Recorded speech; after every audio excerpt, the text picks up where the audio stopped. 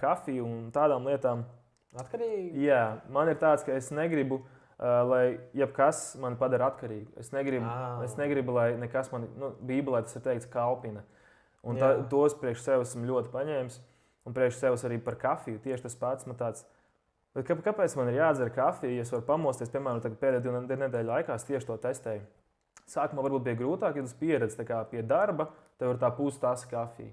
Jā. Man tagad ir tāds, kāpēc man vajag to kafiju, tas man vienkārši galvā ir.